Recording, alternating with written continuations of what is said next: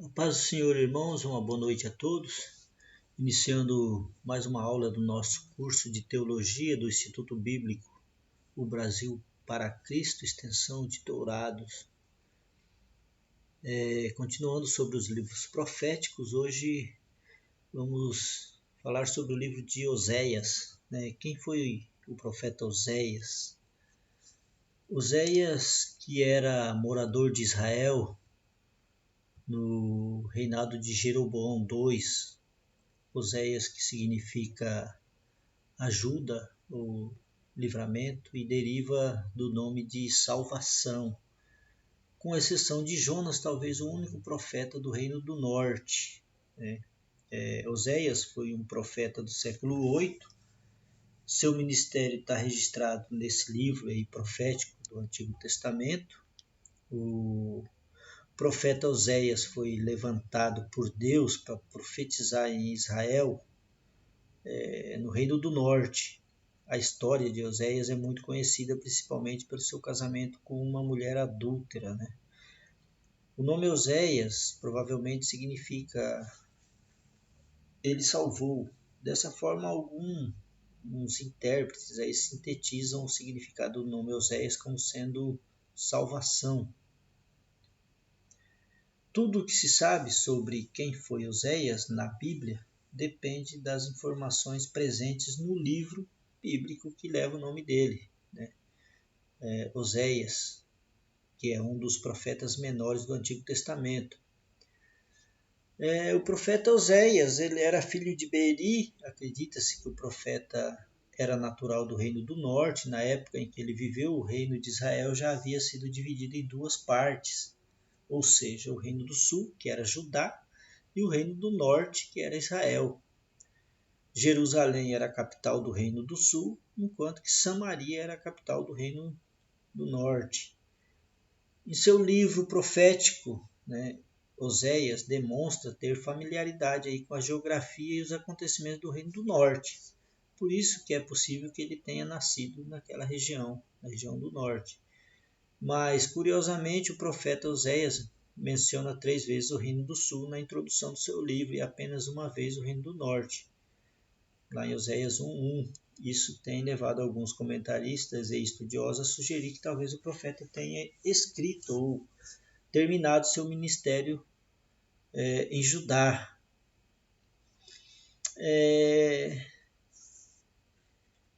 O profeta Oséias viveu numa época muito de inconstância política interna e um cenário geopolítico internacional turbulento.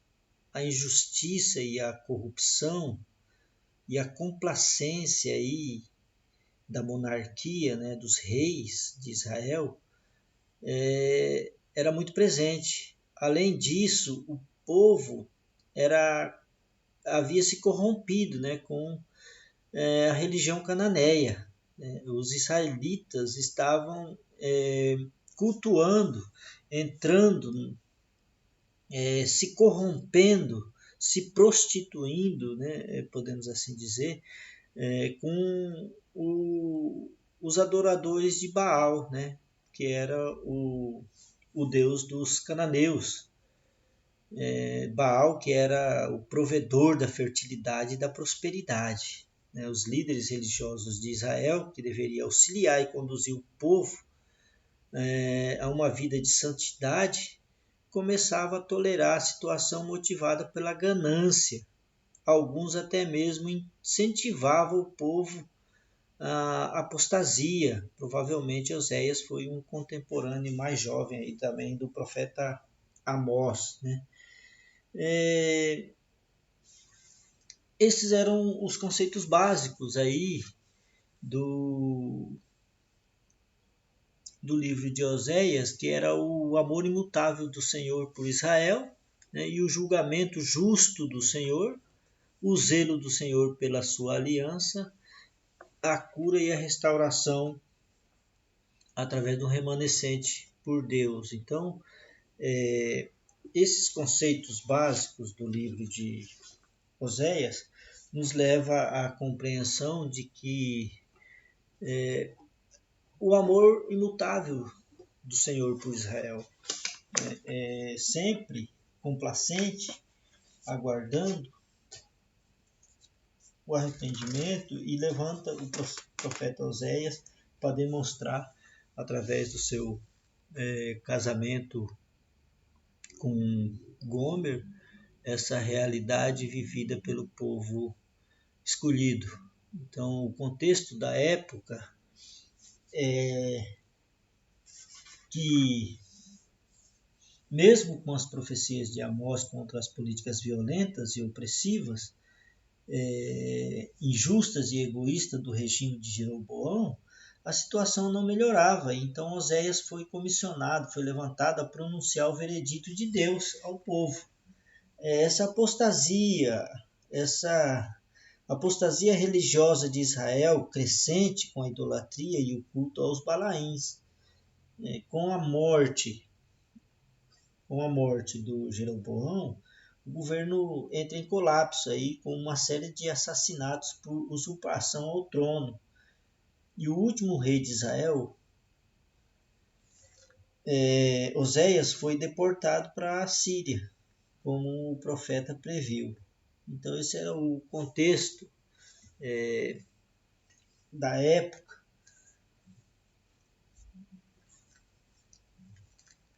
que o profeta já havia previsto, no qual pereceria como um graveto nas águas. Esse era o contexto da época em que o livro profético de Oséias foi escrito. O livro apresenta também algumas características literárias importantes, no sentido de que esse livro ele foi escrito para contar a história de Oséias. Na verdade, não foi escrito para contar a história de Oséias, né? Mas para falar sobre Deus e o seu relacionamento com o povo da aliança. Deus enfatiza sua singularidade e soberania por causa da sua santidade peculiar, né? Adorá-lo é a única resposta apropriada. Ele não tolera exigências rivais, né? Como soberano, tudo está sob seu governo, seja a fertilidade, a história de Israel ou a história das nações. Então, o livro de Oséias fala sobre Deus e o seu estreito relacionamento com esse povo da aliança.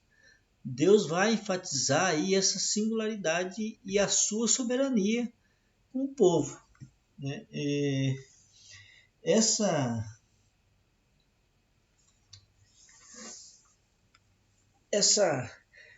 característica literária, ela apresenta aí uma palístrofe, né? Que é estudado, dizendo que as profecias dos capítulos 4, 14 constituem a extensão biográfica do casamento de Oséias, né? No sentido de que a união com a prostituta infiel Gomer espelhava o relacionamento da aliança com Deus, fiel com Israel, que se apresenta desleal e infiel, né? Gomer espelhava o relacionamento da aliança de Deus fiel com Israel infiel e desleal. Essa parte de Oséias foi considerada a mais poética de todas as escrituras proféticas, pelo seu estilo literário. Ele é uma mistura de prosa e poesia, chamamos assim, ou chamado de prosa oracular, que traz uma característica dos profetas hebreus, né? O esboço de 4 pontos característicos dos profetas escritores pré-exílicos contém oráculos e fornece a estrutura básica da mensagem do livro, que é, né, como os oráculos dos profetas pré-exílicos, né, antes, né, do exílio, que é dividido em 4 partes, que é a primeira de acusação, segundo de julgamento, terceiro de instrução e o quarto, que é a das consequências. Então, a linguagem do texto do livro de Oséias, ele é originário do tema de violação da aliança, refletido né, na ação de Deus contra Israel. A terminologia legal é abundante na profecia na medida em que Jeová apresenta sua causa contra a nação. Outro aspecto literário peculiar do livro de Oséias inclui aí Israel e Efraim como parelha poética, sinônima ou par de palavras referentes ao reino do norte e o conhecimento do profeta, né? Na parte literária, como, né, assim, ó, quebraram aliança e lei, né? Amei, acusação, né? Um vocabulário relativo à aliança, né?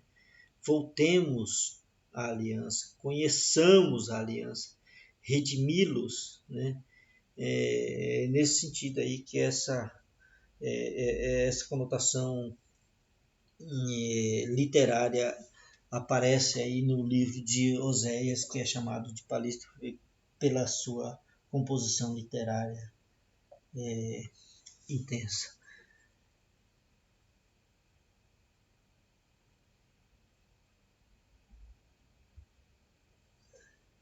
Seguindo então, no próximo slide nós vamos encontrar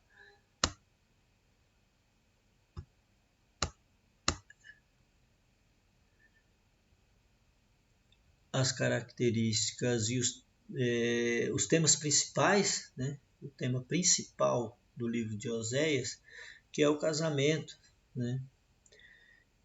Deus ordenando Oséias a se casar com uma adúltera e cada um dos seus filhos recebendo um nome simbólico do que representava parte da mensagem de Deus ao povo israelita, né? Que é a primeira, seja Deus espalha, né? Jezreel, que Deus semeia, possivelmente filho de Oséias, pois acredita-se que só se tornou infiel depois do primeiro filho, então o primeiro filho possivelmente, segundo os estudos, seriam do casamento. Loruama, que é desfavorecida ou não amada pela infidelidade, né, que o povo se encontrava em apostasia e infiel ao amor de Deus. Lo-ami, vós não sois meu povo, possivelmente não foi filho, né? Essa vida conjugal, que é uma alegoria de tornar prostituta apenas depois do primeiro filho, ela não era uma prostituta comum, mas a dos adoradores de Baal, nesse sentido que Deus, considerado como o esposo fiel, e Israel,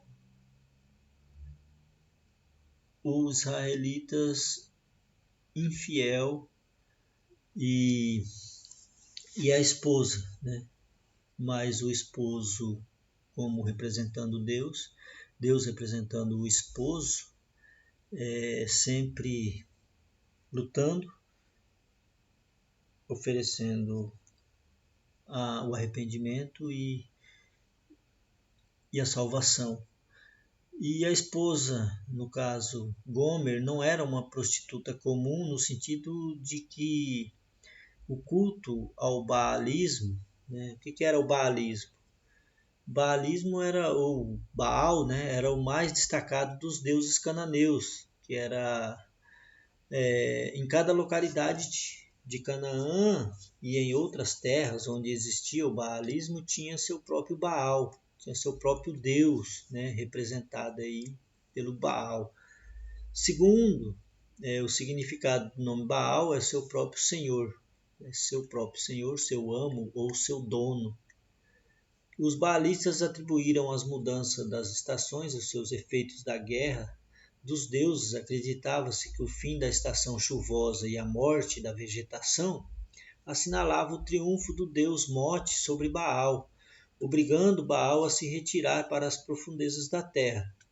Mas quando começava a estação das chuvas, os baalitas tomavam isso como significado de que Baal estava novamente vivo e retornava da profundeza das terras, né, da profundeza da onde ele se encontrava recolhido, porque sua irmã vence, né, sua irmã Anat, derrota a morte numa luta e ele retorna, pensavam que o acasalamento de Baal com a sua esposa após a sua volta, né, Astorete, nessa época garantia a fertilidade das colheitas, dos rebanhos e das manadas durante o ano próximo. Então acreditava-se que esse acasalamento que trazia a prosperidade e a fertilidade.